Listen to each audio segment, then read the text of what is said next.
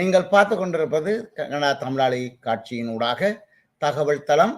இந்த தகவல் தளத்தை பார்த்து கொண்டிருக்கின்ற அனைத்து அன்பு உள்ளங்களுக்கும் மீண்டும் ஒரு முறை நன்றியை கூறிக்கொண்டு, இந்த நிகழ்வில் ஒரு சில வார்த்தைகள் நாங்கள் உங்களோடு பகிர்ந்து கொள்ள இருக்கிறோம். இந்த வாரம் திலீபனுடைய வாரம்.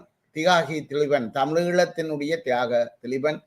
அந்த திலீபனை பற்றி எங்களுடைய அடுத்த தலைமுறைக்கும் இளைஞர்களுக்கும் பல்வேறு புலம்பெயர்ந்த நாடுகளை வாழ்கின்ற எங்களுடைய தலைமுறை, எங்களுடைய அடுத்த பரம்பரைகள், எங்களுடைய இளைஞர்கள், யுவதிகள் அனைவருக்கும் விளங்கக்கூடிய வகையில் இந்த நிகழ்வு நாங்கள் எடுத்து வருகிறோம். ஒரு சில மலத்துளிகள் தான்.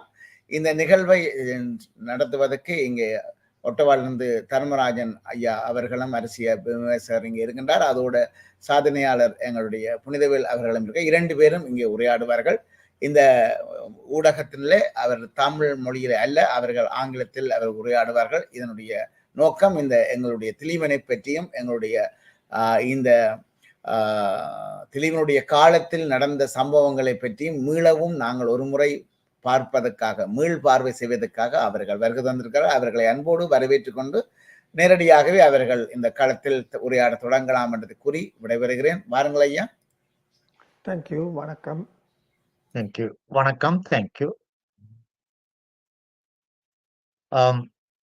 I would like to introduce myself and Mr. Punithavel. We both are engineers from Sri Lanka, and we migrated in Canada for the last 30 years.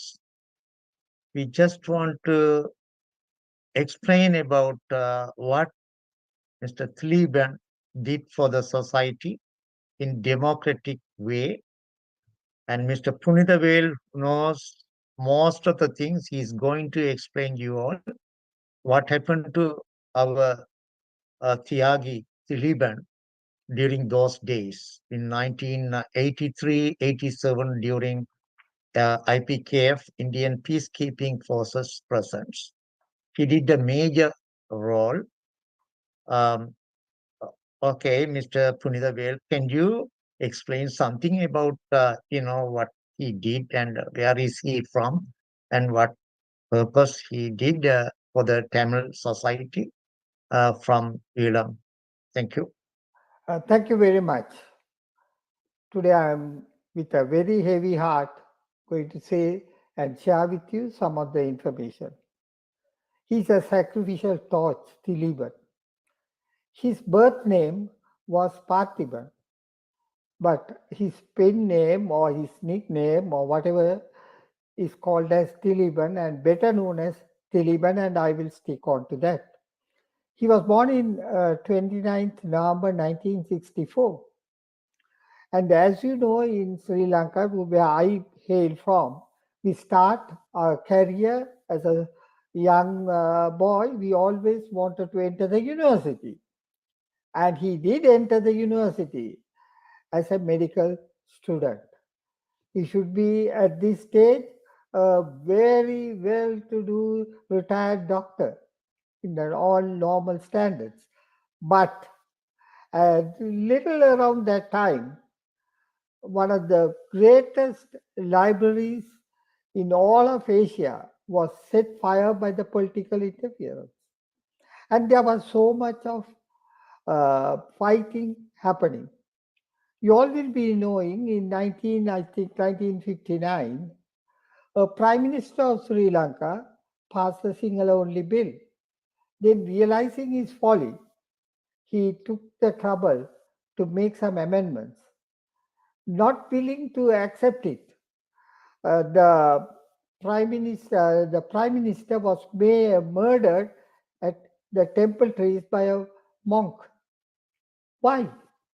They didn't want people to live in peace. And we were living since then in pieces. 2 good races. I guarantee you, Tamils and Sinhalese are wonderful people. They have lived in harmony for thousands of years. But few politicians have poisoned the whole thing. We always say a drop of poison for a cup of water. The same thing this politics is doing. At that time, when the library was burnt, all the youth got hypered. You know, some of the books were given by the former Peter Kenneman to the library. Then one of the priests who was working, a foreigner, hearing it, he fell down on the road and died. Such was the time.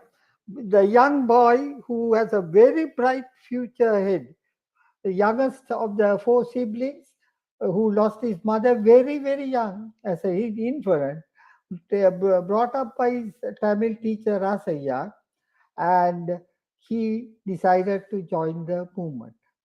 There were so many movements at that time for coming up, and it so happened he joined LTTE, Liberation Tigers of Thamilaali. And he was a great warrior and a great intellectual. As a young boy at Jaffna Hindu College, he won the chess championship in the northern province. And later he even went to the championship competition whole island. That was the time. I mean, in early 80s, it was like that. He went to Colombo to do the Ceylon championship, or Sri Lankan championship, as people like to call. Anyway, he joined the LTTE, and he has a lot of people skill. He got on with everybody and anybody. He has no difference with one another. He was a great, great person as an individual.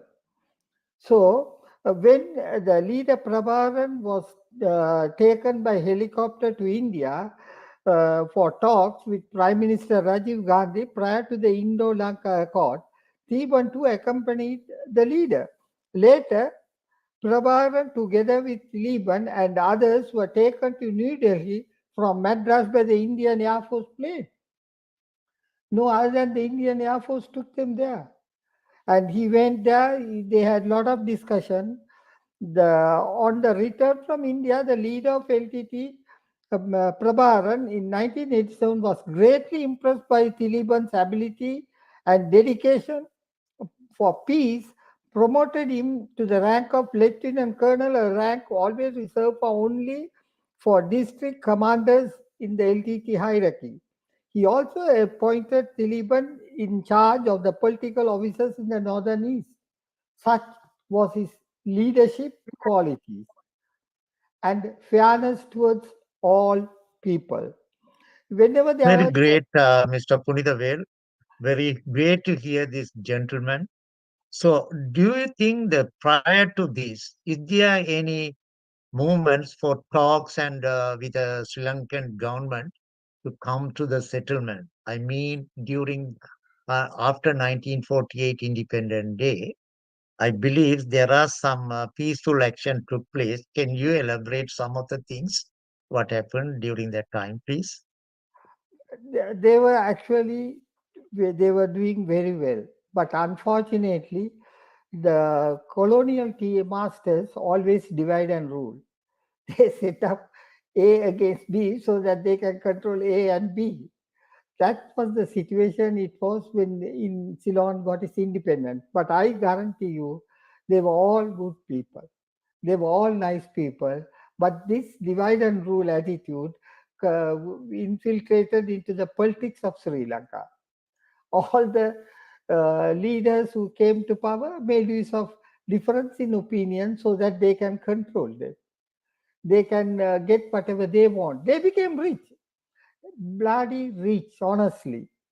Not that they didn't know the difficulties, but they continued to immense. And slowly, things became bad to worse. So when I want to get something done, all I try to do is badmouth the other person. That's the attitude it took. Then at one stage, India being our neighbors, and India had been always interfering or getting involved with Sri Lankan politics, even during historic times, not today or yesterday. Even the Sinhalese race is said to be started by Vijaya, who came from India. So they were there always. And they came and made a understanding or peace accord. trying to convince everybody should live together. But the peacekeeping force, instead of keeping peace, they were raping young ladies and women and children. They were they just support the other side so that they can do whatever they want. So the government did listen to whatever they were shouting. They were hailing, they are crying for help. But government said they are keeping peace, they are keeping peace. But the Tamils were in pieces. People didn't know. Earlier, little before this, I think in 1970s, when the youths came against the politicians, so many thousands of cities youths were killed and thrown into the river by the government. Why? Do you mean that own community was killed? That is, we are all Sri Lankan, but Right. they killed so many Sinhalese people at that time. The youths were all, because youth could not accept this wrongdoing. So thousands of them were thrown into the river. I know personally. I was there. So why I am asking this is, at one stage, after all this killing, or at the initial stage, little groups started like mushroom, and each group quarreled, fought, argued, and then some of them merged, and things like that happens in these things. And at that time, Taliban played a very key role because he knows how to talk to people politely. And things went on some or other. At once, when they became lesser in number, some of them became extremely strong. So when one of the group became very strong, it decided by the mouth of the barrel as to what is right and wrong. But Dilipan was a level-headed person. At one stage, he said he was actually thrice he was once he was going all by himself on a motorcycle. Two army officers stopped him and tried to arrest him and harass him. You know, he had a bag in his hand. He had smashed the army officer with the bag and ran away, jumped over fence. Unfortunately, vertigo got entangled in the fence. So he begged for the person's salve, tied it on his waist and ran away, escaped himself. Like that, he was trying to be good. As I told you, he went to Rajiv Gandhi and appealed, please, your peacekeeping force is trying to cut us into pieces. So at this stage, he said, okay, he knows the history. You know, everybody thinks Gandhi is the man who taught nonviolence. But to Gandhi, it was Leo Tolstoy, his pen friend, who wrote after reading Tirukkural in English, and he wrote to Gandhi as a pen friend, why are you quarreling? You have the solution in your own country. And he quoted Tirukkural as Hindu Kural.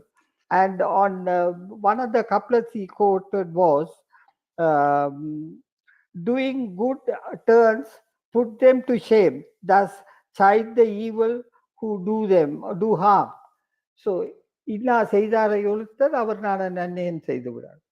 So he decided, okay, now that is the best way, we should also try. So he said, okay, I'm going to starve and I want to protest. Let the world know we are not here to kill people. We are here to live ourselves. That's all. So he Exactly, Mr. Punithavel. Yeah, I appreciate your things, what you mentioned about. Yeah, violence is not the answer.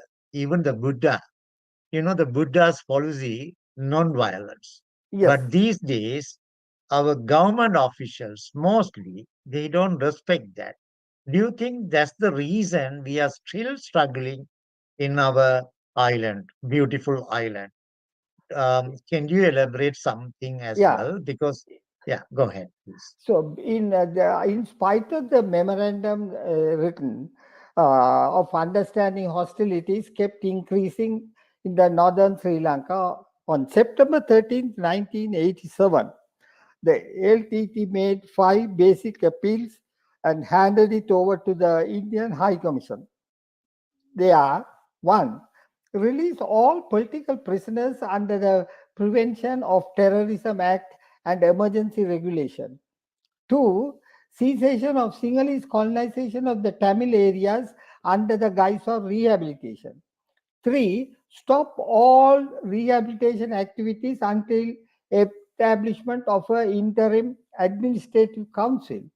4. Cessation of construction of police stations in northern and eastern provinces.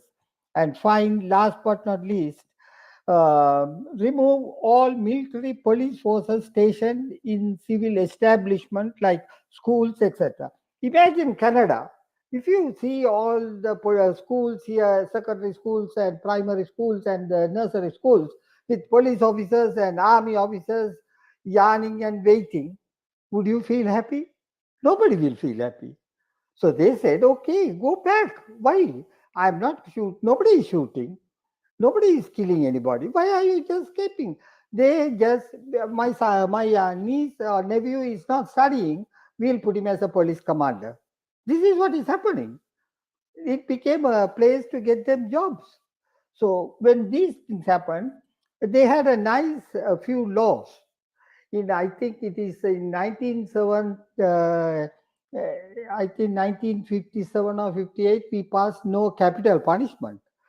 And without capital punishment, what they do is they make people disappear. So under these circumstances, they passed a law saying Prevention of Terrorism Act and Emergency Regulations.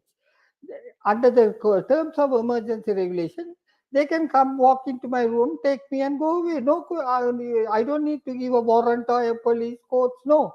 And till I am released, nobody knows what's happening, whether I'm living or not. Even now, thousands of men and women are crying, not knowing what happened to their children, their grandchildren. Even at this present condition, that has not been lifted, I believe. Is that right? Or Yes, the PTA? it's still happening. Yeah. Why not? If he is wrong, punish him. I'm not against it. This is what these people are saying. If he's wrong, bring him to the courts, punish him. Why do you want to just keep him? So that is disappearance. Then colonizing. Now, first time in 1958 when there was the riots, people all ran to the northern eastern province because they were the hub of Tamil people living. Now they want, because if you have, say, about 40 blue marbles and say 60 red marbles, if you put it on a tray and just move it out, everywhere it will be the red marble that will be seen. You won't see the blue marbles. It's like that. They thought, okay, we'll spread out all these people, the other group into this one, so that their identity is lost. At that time, they were craving for identity. Leave us alone. So all what they said was cessation of Sinhalese colonization of Tamil areas under the guise of rehabilitation. Then third one they asked was stop all rehabilitation activities until establishment of an interim without administrating council of that area. Somebody from somewhere, okay, send him to this place, send him to that place. That's not happening. Even today, there are army camps all over the place. So that was another request they made. Then cessation of constructing police station in the northern and eastern. I mean, how many police stations do you want? Every house has a police station next to them. So in these conditions, he decided to use non-violence as a weapon. And in spite of everybody objecting, he said, I will starve to death. Let them know what they are doing is wrong. For 12 days, he continued without food or even water. And it's lo and behold, the Indian High Commissioner came to Jaffna and to Palali Airport, and these people went and appealed. Why don't you go and talk to him and you can convince him that, he said, if you can give me in writing, he'll stop. I will stop. I will go. Otherwise, I don't need to go. This is what his attitude is. Death means it. Let him die. Who cares? Mr. Punithavel, I have to interrupt from here. I understand the purpose of visiting Sri Lanka is to maintain peace. At the meantime, when he raised peacefully, Indian forces didn't agree with that. Why is that? Why this India is a big power country, democratic, from Gandhi. So why they want to stop this? Is there any insight of it? The purpose they want to achieve something instead of peace? Just elaborate on that. Everyone today, everyone is for divide and rule. Everyone wants people to fight so that they can make their pockets thicker. This is what is happening. At that time, a poet, Jaffna poet, wrote, Tiliban Alepadu Savaya in the Sinna Vaidilidu Thevaya. Roughly translated to English, is he is asking to die? In this age, does he need to die? Because he is around in his mid-20s. Is it that age to die? But he is prepared to give the ultimate sacrifice, his own life. He didn't do any violence, his own life. All what they should have done, what they could have done is give him the guarantee and go ahead and do it. But they have no plan of doing it, so they can't give the guarantee. That is the reason. The hidden motive is, if I give the guarantee, then I have to do it. So in publicly, everybody will know. They'll say, okay, then when I close in this police station, when I close in that is going to, when can I start our school for my grandchildren? When I can start the school for my daughter? Nothing can be possible because that is the way things are happening. Yeah, And Mr. Tiliban, I understand he's a medical student and he knows the risk of having this, without water, without consuming. He know all the conditions, but he want to sacrifice for his community instead of his life happily. So, do you think it's very worth he spend sacrifice his life, and there is a solution already is there? Do you think it can happen in the future?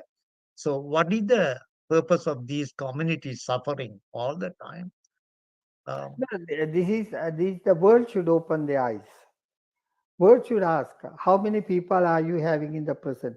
World should, now, this is a good time to think of Taliban and ask these questions. Why are so many people still in the prison? Let it be Tamil, Sinhalese, Muslims, anything. Why should they be in the prison without police present to the courts and bring it to the courts and say this is the offense he did? Now, if I don't like a person, I can easily, if I'm an officer, I can easily arrest him, put him into the prison and say, oh, he's under this law, he's arrested. And nobody can ask questions because under the emergency law, you are allowed to arrest. But he's a terrorist. And you don't need to. Okay. So, under these circumstances, this poor soul, on the 12th day, he came to rest in peace.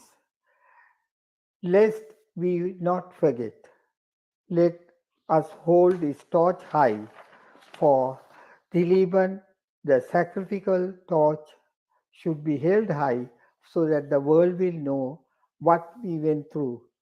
Thank you very much. Mr. Punithavel, I am very delighted you share everything what the truth reality is. Hope our generation, the next generation, will know where to go, which to go, and achieve our aspirations. Thank you very much for sharing this thought. May God bless you all. Thank you. Thank you. Thank you.